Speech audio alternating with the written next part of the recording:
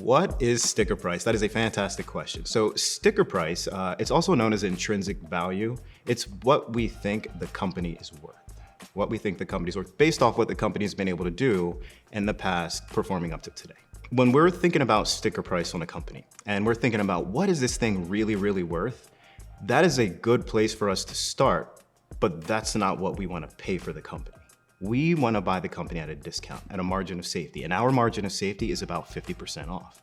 And so we're going to take the time to do the work to figure out what this company is worth, and then we're going to cut that thing in half and wait for it to go on sale so we can start buying it.